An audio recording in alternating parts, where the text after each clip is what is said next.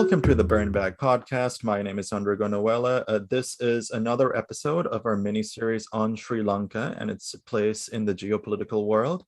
We are being joined by the State Minister of Regional Cooperation, the Right Honorable Tharaka Balasuriya. Mr. Balasuriya, thank you so much for joining us here today. Thank you for having me. So, Mr. Balasuriya, can you sort of take us through, give us a rundown of what exactly your position in the government entails? I am the State Minister for Regional Cooperation, which is similar to the Deputy Minister of Foreign Affairs, but with more emphasis on the region. When this government came into power, His Excellency the President was of the view that we have traditionally been involved in political diplomacy, so he wants to shift the focus of the foreign ministry from political diplomacy to more economic diplomacy. So with that, keep it in mind, and also with the view that the Asia will be the engine of growth in years to come. This State Ministry was created under the name of Regional Cooperation.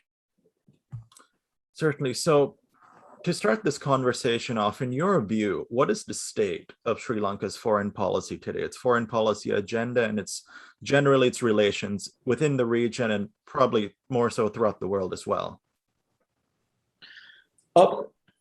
Sri Lanka's, I think, foreign policy since the 1950s. We have followed a non-aligned and a neutral foreign policy. But through the years, I would say certain governments have either taken a pro-West stand or let's say, before the fall of the Soviet Union, maybe a pro-socialist stand. But we have maintained right throughout since the 1950s a foreign policy which is non-aligned and neutral. The present government has issued a 20-point foreign policy directive, and based on that, the foreign policy directive, we engage with other countries. Certainly. And I guess you mentioned that directive. Could you sort of take us through some key points of that 20-point directive that might differ from previous governments of Sri Lanka? Okay, the 20-point foreign policy directive, well, the first point is like, we will follow a neutral and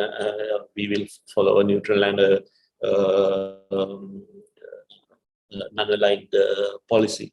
But there are also other aspects of it, such as like pertaining to the let's say our natural minerals and all that. So we in that foreign policy directive, it has stated that we have to be mindful of our strategic locations, so our natural minerals when dealing with other countries. So it is the foreign policy directive has been taken out of the Vistas of Prosperity, which was the manifesto or the policy document when Gotabaya Rajapaksa, the current president, came into power. So with regards to your position as State Minister of Regional Cooperation, how is Sri Lanka currently positioning itself in terms of regional cooperation? Has that positioning brought about any particular benefits? In what sense? Like since I guess you took your position on, and since Mr. Rajapaksa came to power as president, has the regional positioning changed that Sri Lanka has taken? Well, I think Sri Lanka has excellent relations with the regional countries, particularly the SAARC countries and the BIMSTEC countries. It has these excellent relations. It tends to be also quite historic. Our relations with Pakistan, if you look at our relations with even countries like Burma, or with countries like Thailand, or all these countries tend to be more historic than the current. But I think it's a question of solidifying whatever the relations which we have had with these countries. And I think as the closest neighbor, our relations with India, India has been, we have been able to strengthen it. Particularly, we have during foreign policy dialogue, we have always emphasized on the security concern which India has. I think the current approach is appreciated by our Asian neighbors. So South Asia is generally not as integrated as many other regions of the world. We've seen some events in Afghanistan recently that have taken place, and many countries in the region have, voiced their strong opinions about those events. But are there any future opportunities that you see for greater integration amongst the South Asian countries? I hope so. I mean, I hope so, and I absolutely think there is a tremendous, tremendous growth for integration in the South Asian countries. You're absolutely right. If you look at the intertrade in countries like the ASEAN bloc, and then if you look at the intertrade between the in the SAARC countries, it's minimum compared to the ASEAN bloc. I would think that one area of hindrance in this aspect is the relationship between India and Pakistan. I would think that in order for the South Asia as a region to move forward, the relationship between India and Pakistan has to improve. Is there any role for Sri Lanka, perhaps, in improving those relations between India and Pakistan, or is that really something that those two countries need to sort out for themselves? Well, it's very historical. It's it's not an issue which has propped up now. It's been there since independence, the Punjab issue. I hope that dialogue will follow, and that I hope that there will be a dialogue between India and Pakistan, and that the relationship will improve. But I certainly don't think this is this should be a multilateral issue. I think this issue should be sorted out bilaterally between the two countries. So now I sort of want to dig into a big chunk of our interview. Part of the reason we're doing this mini-series is because many India-American sort of foreign policy community have expressed concern and fears over Sri Lanka's relationship with China. So we sort of want to dig in a bit more to understand what that bilateral relationship looks like. So can you sort of describe to us, in your perspective, what is the type of economic aid that China has provided to Sri Lanka in recent years? Well, China has given financial assistance to Sri Lanka at very concessionary rates. I think there has been a certain narrative which has been built saying that Sri Lanka has got into a debt trap due to the Chinese debt. But a careful analysis will see that this total debt which Chinese debt which Sri Lanka has is, we have a debt issue, but it's not because of the Chinese. And if you do a close analysis, you will see that out of our total debt, the Chinese debt is around 10%, and most of that debt has come at a very concessionary rates. So it's, I think, far from the truth. Chinese have been the Chinese government has been a long time friend of Sri Lanka, and they have always helped Sri Lanka out even during the war, particularly with the military aid. So we feel that there can be greater integration between the two countries, and we feel that there's a lot of opportunity for a country like Sri Lanka to Sri Lanka to deal with a country like China, or trade with a country like trading with a country like China. So ours mainly tends to be, economical and cultural, and because as you know that Sri Lanka is the oldest democracy in in Asia. So there are certain values which we don't share, but there are certain values which we do share. I think we can certainly exploit the values which we share and move forward economically.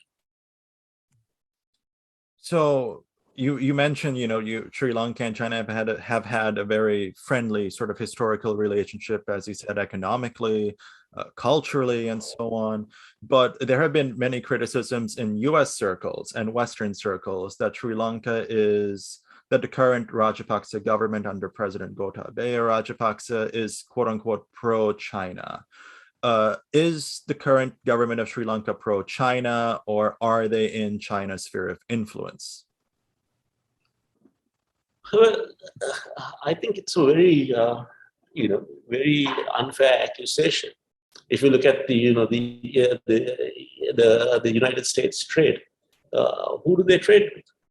During your previous administration, there was a trade war between China and the United States, and during the period of that trade war, large U.S. companies like Tesla goes and opens shop in China. So I think because China is a global player, and it's a huge economy. So I think it's a very unfair accusation. If you look at the European Union, if you look at the United States, China is a major trading partner of them too. So when Sri Lanka trades with China, I think that people are having issues with that. But when the Americans trade with China, or when the Europeans trade with China, there's no issue with that. So I don't think that it's the same measurement is being used to measure those instances. So with regards to another accusation that you might deem unfair, that some in the U.S. policy community are making, there's been concern over the Hambantota Port and some of the other, leases that China has made over some of the other ports. What's Sri Lanka's response to criticisms over the Hambantota Port and China's, I believe, 99-year lease over that port? Are concerns over perhaps sovereignty valid? Who controls the port? Well, the Rajapaksa administration never wanted to lease the port out to China. It was never our intention to lease out the port, and we didn't do that. It was the previous government, Ranil Wickremesinghe's government, which leased out the Hambantota Port to China. And we too are lost for words why they did that. Out of the total loan, 1/3 of the loan had been paid at that time. And then it was paid by the monies earned by the Ports Authority of Sri Lanka. So we had another 2/3 of the loan to pay, and we didn't have any issue pertaining to that. So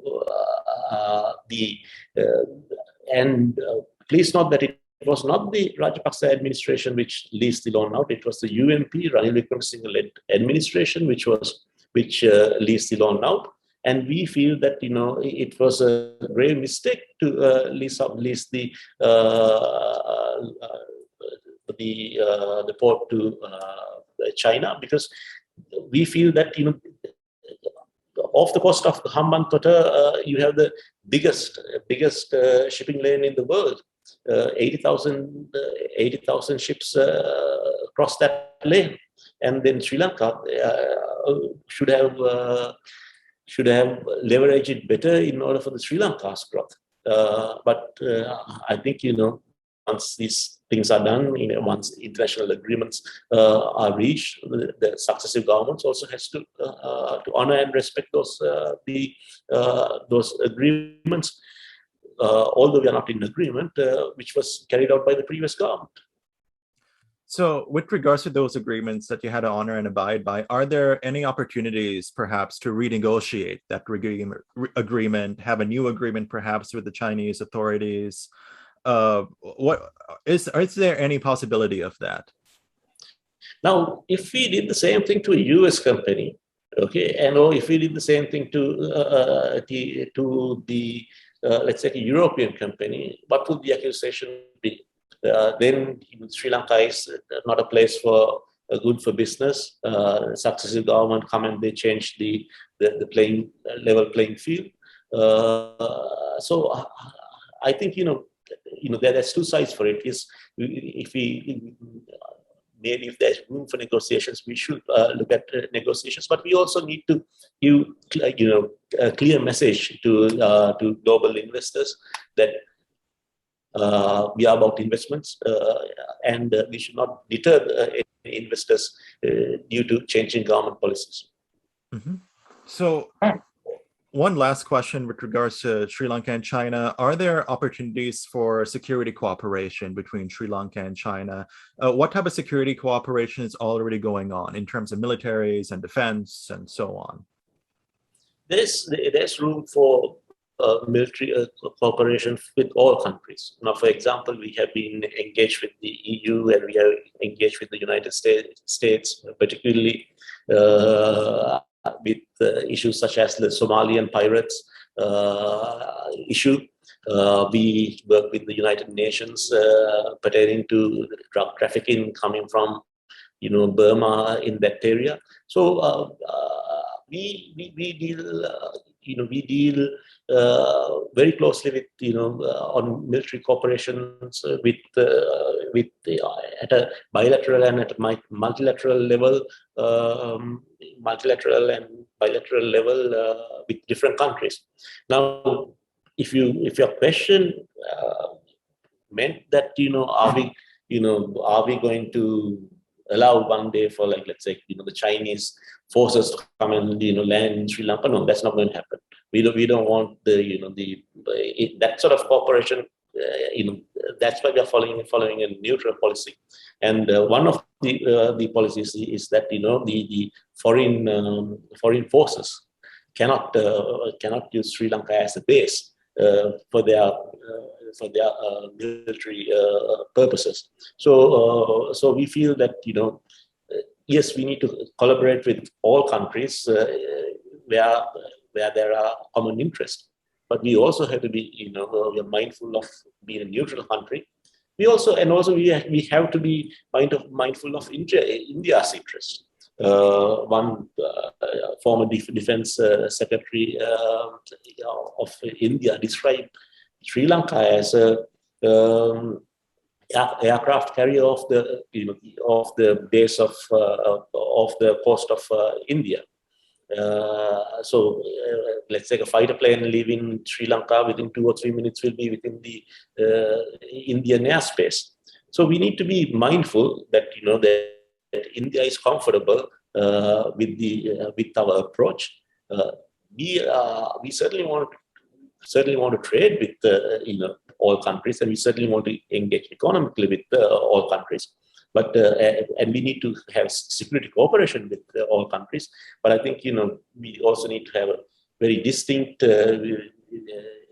message that security cooperation does not mean that, let's say, for any country to come and set up bases in Sri Lanka. Mm-hmm.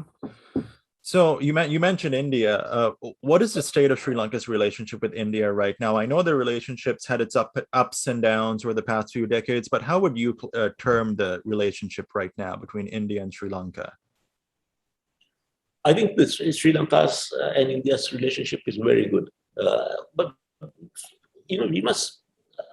I think one must understand the nature of Sri Lanka's and India's relations. Sri Lanka's and India's relations goes back thousands of years. It's not a relationship which was built, post-independence or whatever. It goes thousands of years. So, culturally, we are intertwined. If you look at particularly the Tamil population in Sri Lanka, they have roots in let's say Tamil Nadu, and they have the same culture, the same language, and there's so many common things which we share. So I would think that the Sri Lanka's relationship at this juncture with India is at an all-time high. We are looking at areas of new collaboration, and we, as I mentioned earlier, we are also very mindful and careful of the security concerns that India might have. Yeah, and with those security concerns, we saw these tensions and the skirmish at Ladakh last summer in 2020 between India and China. And of course, some in the Indian foreign policy community have expressed concern over China's relationship with Sri Lanka just because it's right down there. Will Chinese and Indian tensions between those two countries, will that ever put Sri Lanka in a bit of a tough spot just because of where it is and its relationship with these two big powers? No, I don't think so. I mean, people tend to overplay the relationship between India and China, and then but as I mentioned, with United States, if you look at even the trade between India and China, it's on the rise. So I certainly feel that there's more that India and China can do by working together. And such, if there are any border issues with India and China, we certainly feel that they need to be sorted out bilaterally. So now the big kahuna, the country I'm from, the United States. How would you term the relationship between Sri Lanka and the United States? We saw Secretary of State Mike Pompeo visit the country really a week before our own presidential elections on October 28th. We saw Secretary of State John Kerry visit the country in around 2015. How do relations look right now? We have good relationship with the United States. United States is our biggest, the export market. We want to strengthen our the trade links with the United States, and also we want to work together in areas of common interest and in areas of shared value. Let's say, for example, democracy is a very important thing for the United States, and democracy is a very important thing to Sri Lanka. As I mentioned, we've been we are the oldest democracy in Asia.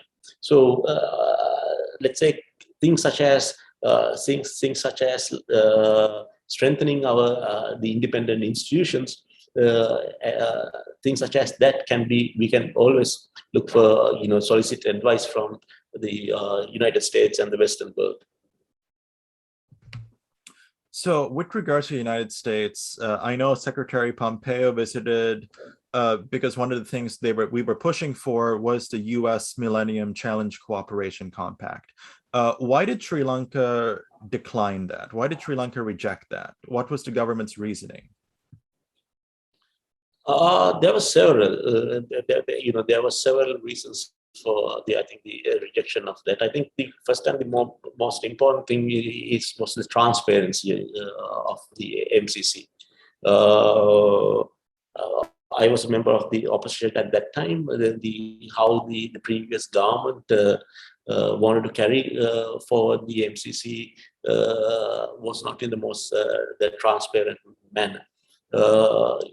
And there were certain conditions which of the MCC which the Sri Lankan government was not agreeable to for. I mean, let's say I think one condition was that if the Sri Lankan government wants to exit the treaty or whatever, then we have to pay back all the monies which has been sent by given by the MCC, and there were some issues pertaining to some technical issues which we were not agreeable to. So when we're looking at sort of U.S. Economic aid and so on, does the U.S. sort of have more of these conditions on, say, certain projects and so on than China would have? Is that a reason that Sri Lanka, at least in sort of the public view, goes more towards China with regards to economic aid and working on these special projects? Does the U.S. have more of these conditions?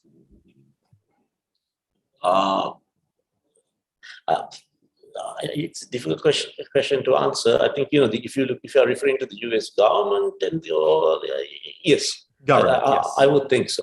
Yeah, let's say if it's companies, I would say no. I think if you look at the Chinese company or U.S. company, basically they're interested in the same thing, ROI, and getting a buck for the investment which they made. But certainly there is a perception, and I would think it's right, somewhat of a rightful perception that in dealing with the West, certain conditions are attached to it. For example, let's say when it comes to GSP plus, let's say the human rights issues are always highlighted. Whereas I think in dealing with the Chinese, they are not concerned about they are more concerned only about the economic aspect of it. So I think it's in that sense it's perhaps more easier to deal with some Chinese companies. And also, I think the structure of the how things are operated in China and how things operated in the United States tends to differ. In United States, most of the companies tend to be this public liability companies. So then the directors are responsible for the shareholders. But whereas in China, some of these large companies tend to be state-owned companies. So they can take a more of a strategic decision, saying that these companies will be investing in these countries. So I think in that sense it is perhaps more easy to deal with the Chinese companies. Mm-hmm. So I mean, I asked this question about the India-China tensions, but with U.S.-China, as you mentioned earlier in the interview, we've been having this sort of trade war. The tensions have been at an all-time high between the U.S. and China. And I mean, it looked like Secretary Pompeo's visit a week before the election was because the U.S. sort of foreign policy community viewed Sri Lanka as a sort of flashpoint in U.S.-China relations. Do you think Sri Lanka is sort of going to get sort of caught in the middle between the U.S. and China? Do you think the U.S. is going to try to make more inroads with Sri Lanka in the future because of China? What do you think? It's up for interpretation, so I don't want to even speculate. So some countries might be, perhaps some opinions have been expressed that with the exit of the United States from Afghanistan, maybe they might be looking at a foothold in this part of the world.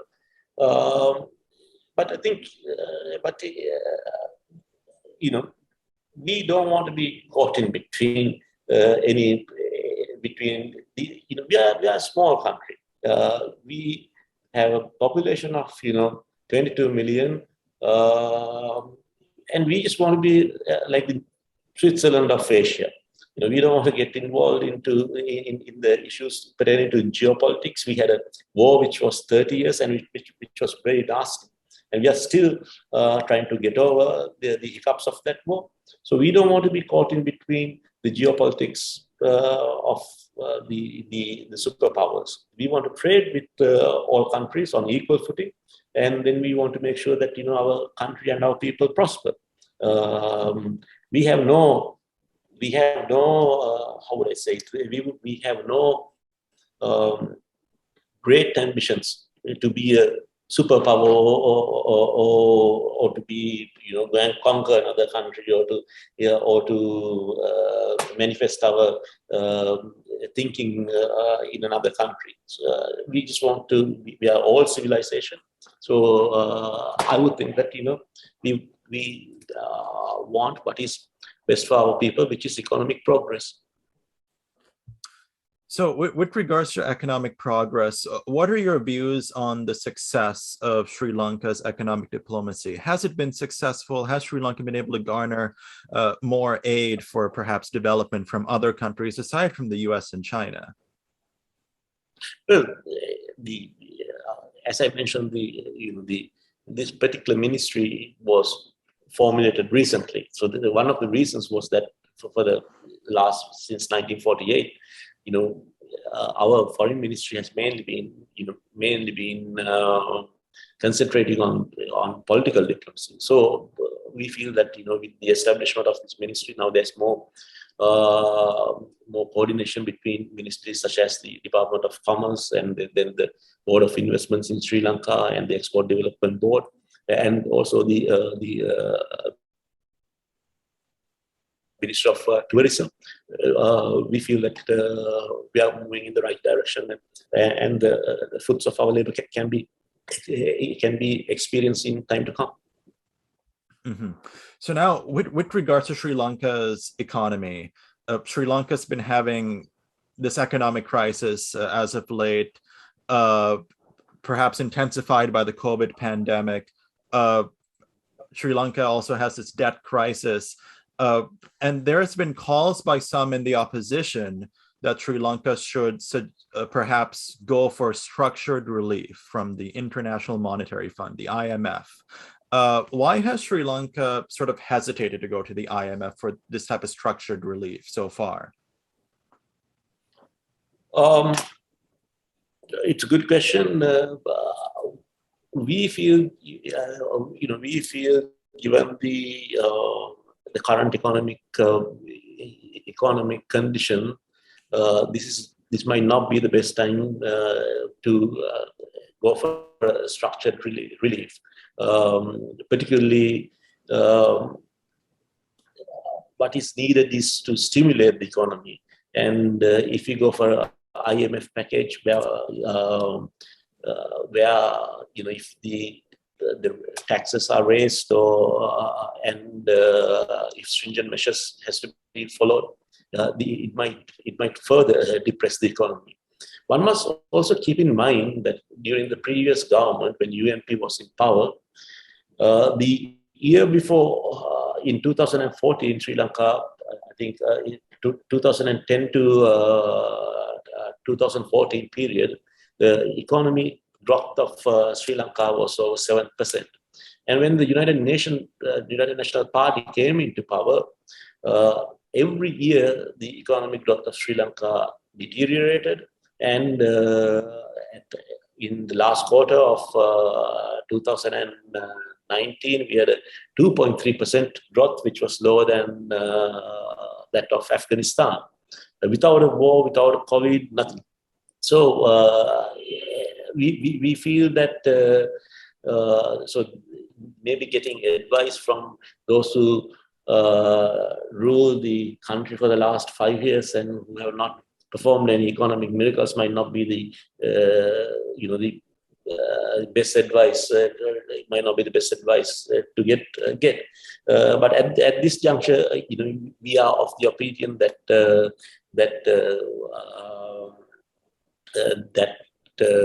maybe not going for IMF structured loan is in our best interest. Mm-hmm. So, well, right now under the current government, is Sri Lanka at all at risk of defaulting on any loans? Can Sri Lanka meet these external debt repayment payments in the short to medium term? We are hopeful we can, and I'm certain we can. We have a very proud history of not defaulting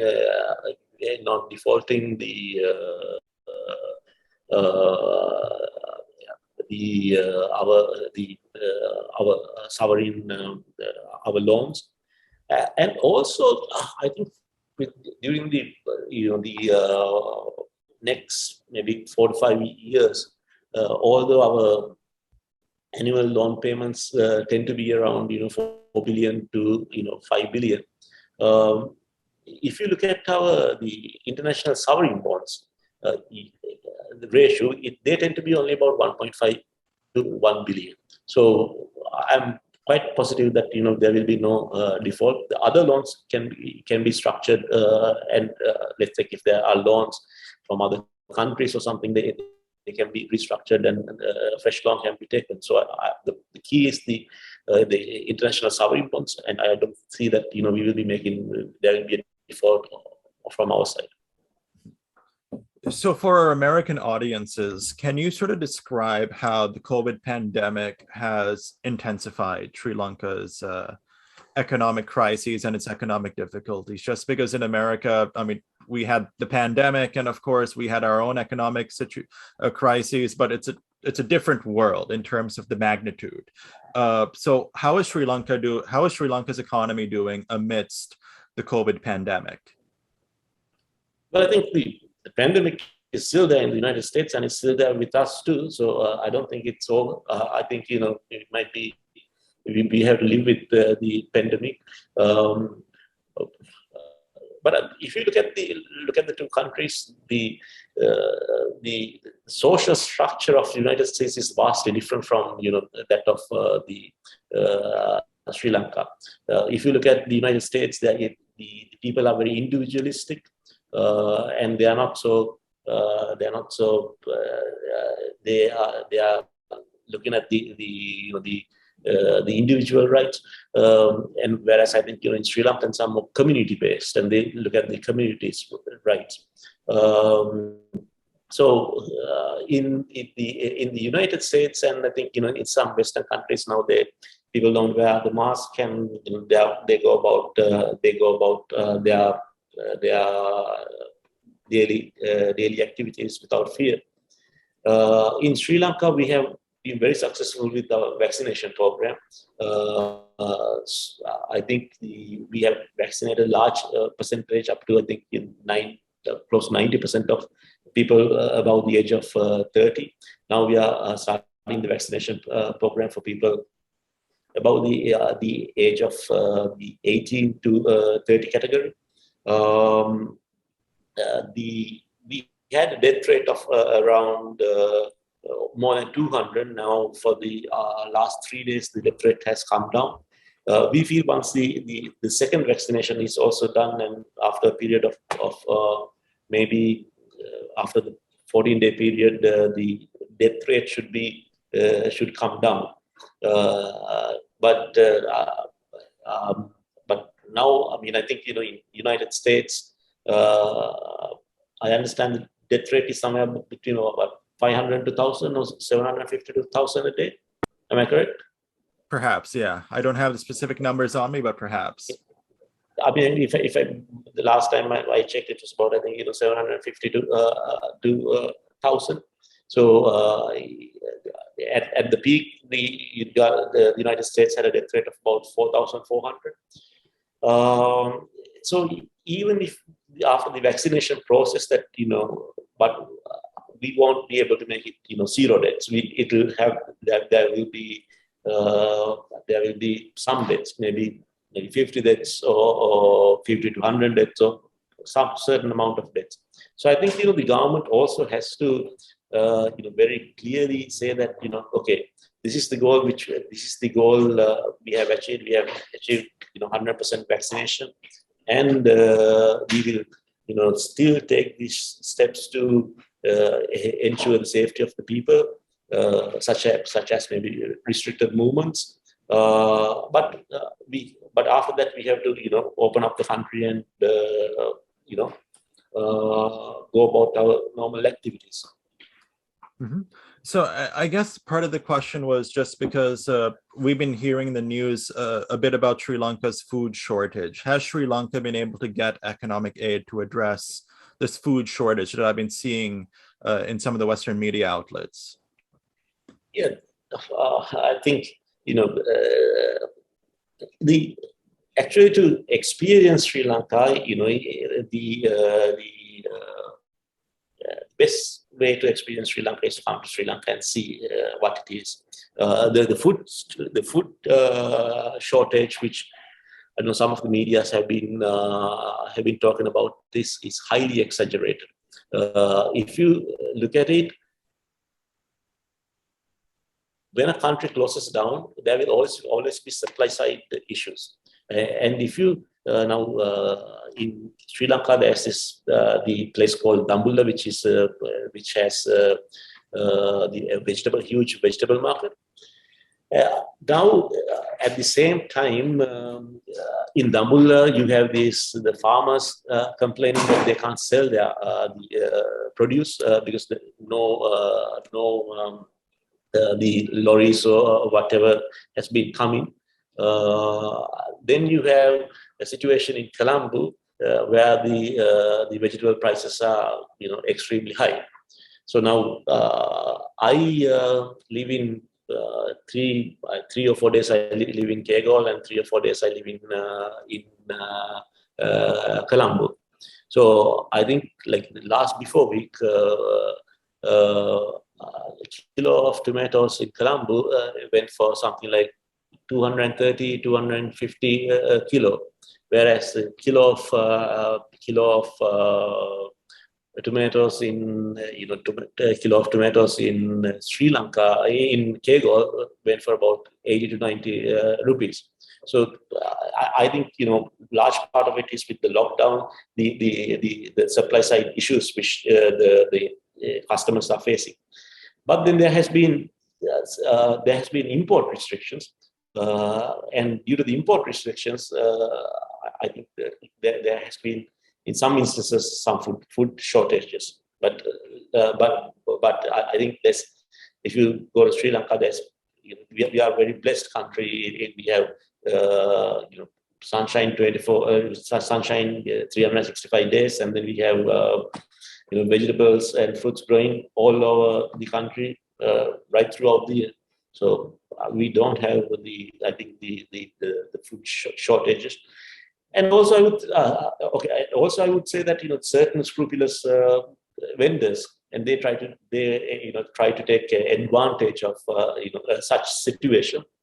For example, with sugar prices, we saw that during the last 2 weeks, we saw certain vendors holding on to certain stocks of sugar, which the government went and nationalized. So at that time, the kilo of sugar was around 240 rupees. Now the kilo of sugar has come down to about 130 rupees. So we must keep in mind, whenever the country goes to a lockdown, these issues will crop up. That's why we are of the opinion that the vaccination program, it has been Sri Lanka has had one of the fastest vaccination rates in the world. So we need to expedite that and then open the country up. Absolutely. And trust me, the vaccination rate, it's been extraordinary with how quick and how fast it's really accelerated. And the fact that you've gotten such a high proportion of the people vaccinated with those jabs in the arms is truly extraordinary. The last segment of this interview, we've been seeing some stuff that's been going on at the United Nations, HRC. We saw your, senior foreign minister, G.L. Peiris, deliver a statement, I think just today, actually, virtually, to the UNHRC. So we've been seeing these criticisms at the UNHRC about the end of Sri Lanka's civil war and questions about accountability. How is Sri Lanka addressing those criticisms? What is Sri Lanka's answer to those criticisms? We've been addressing them through dialogue, and then we've been having a constant dialogue with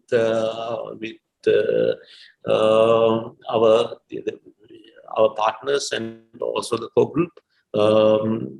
So we feel that certain areas which have been also mentioned in the UN Human Rights Council, we too need to change certain aspects, not necessarily because of the UN Human Rights Council, but it is the right thing to do.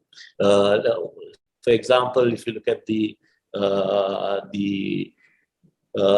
Prevention of Terrorism Act, the Prevention of Terrorism Act came in as an emergency regulation in the 1977 or 78 or 79. And then, it's been, we've been, successive governments has used the same piece of legislation. So we feel that, we need to bring a new piece of legislation for the Prevention of Terrorism Act, keeping, not compromising the security of the country. And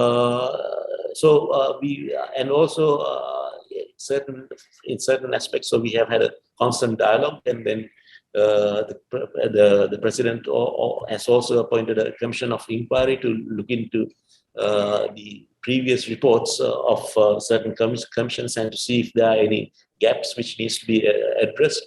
I feel that we are, moving in the right direction. But we must also keep in mind that we can also keep in mind certain things work at certain paces. For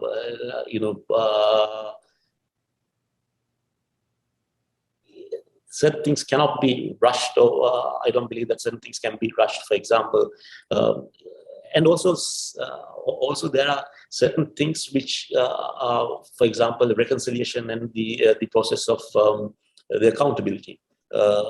Now,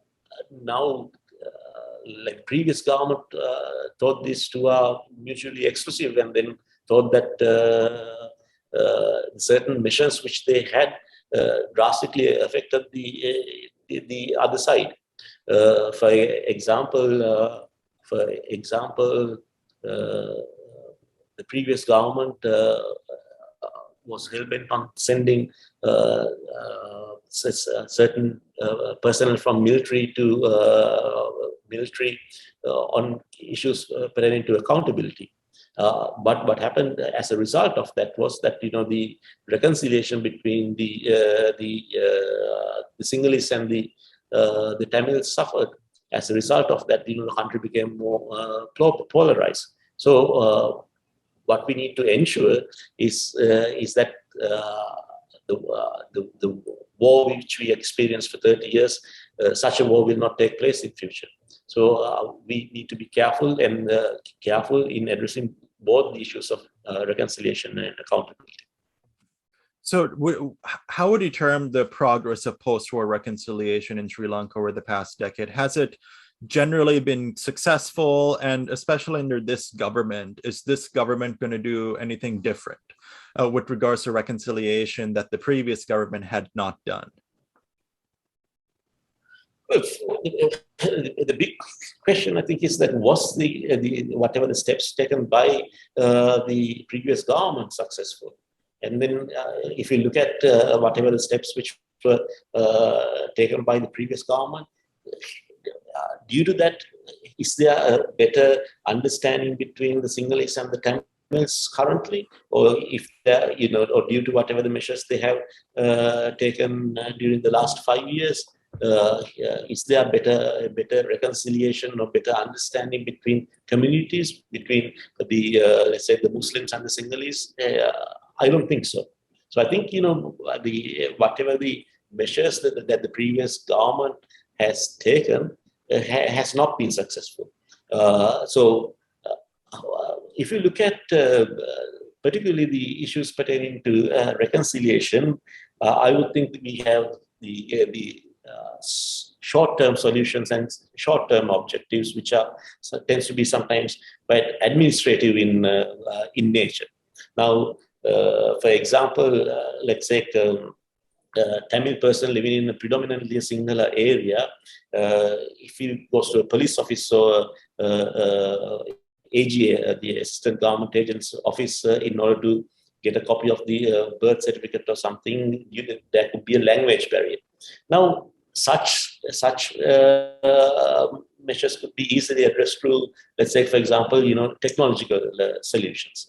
But then there are, other more long-term reconciliation issues. If you look at the history of the Sinhalese and the Tamils, they have been completely segregated for the longest period of time.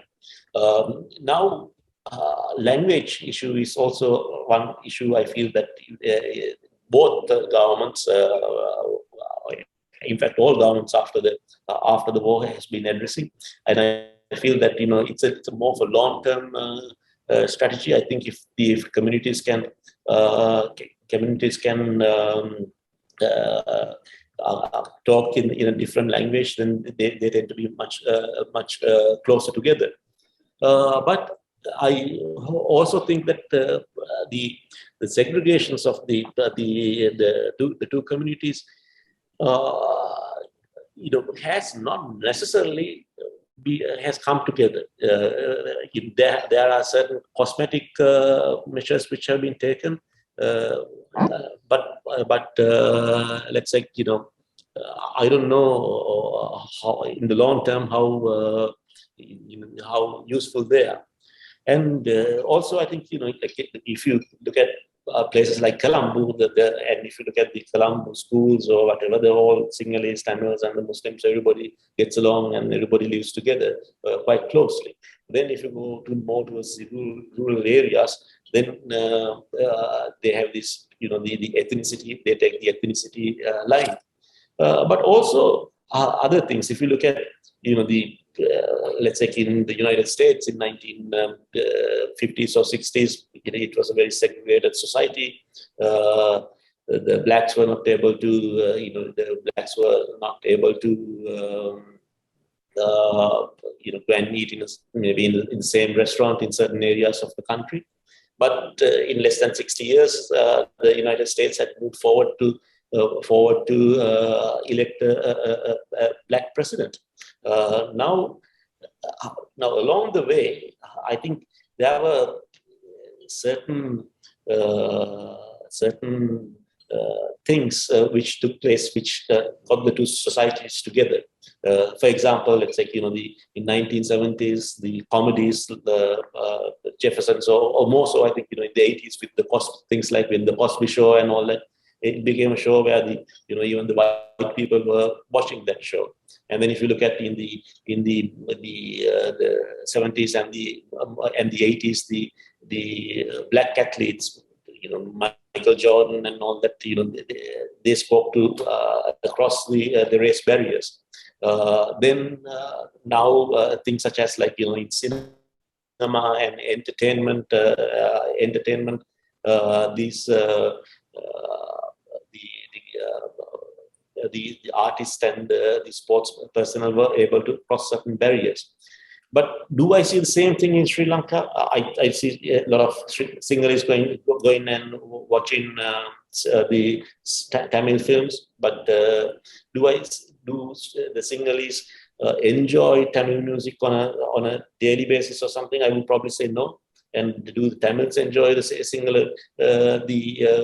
music or something? I would say no. And then if you look at things as the marriage rate between the intercommunities, now if you look at the marriage rate between the blacks and the whites compared to the 1960s as compared to the current day United States, it's very high. But has our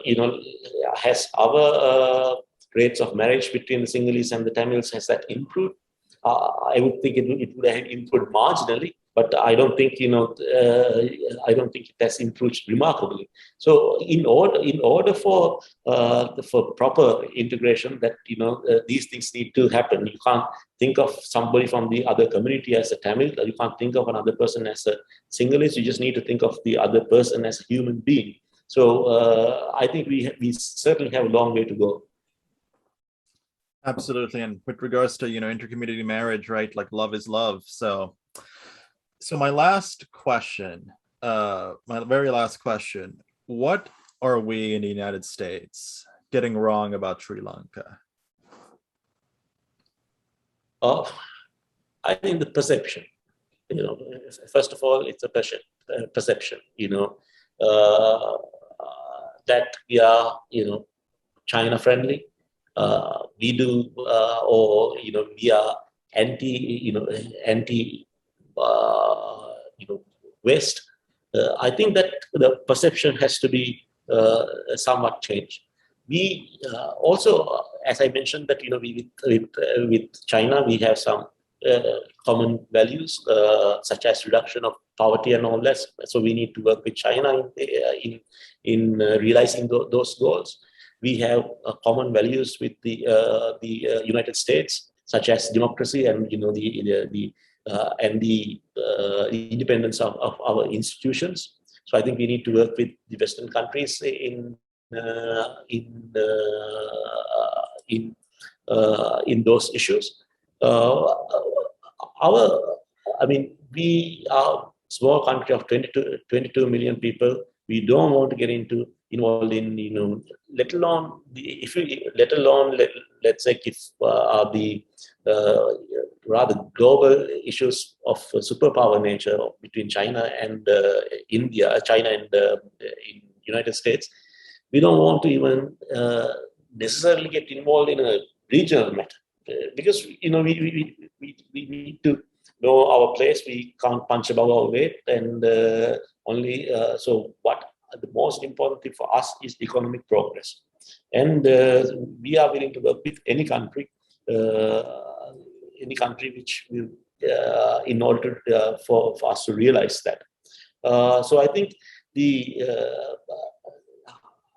best way to perhaps correct that perception is for people to come to Sri Lanka and view. There somehow Sri Lanka being labeled with certain countries gives a perception that Sri Lanka is a lawless state. Sri Lanka are full of racists, and Sri Lanka is warmongers who's out for blood, kind of thing. If people come to Sri Lanka, it's quite different, different climate. Of course, we have issues. We have issues between Sinhalese and Tamils, which are very ancient in nature. But that doesn't mean everybody's killing one another or something. Some of my best friends are from the minorities, and so I think that we need to correct that perception about Sri Lanka. And Sri Lanka is open for any country to come and do business with. Minister, on that note, thank you so much for taking the time to join us. It's been a good hour, a good conversation, and thank you so much for giving your perspective on these important issues. So thank you so much. Thank you, Andrew.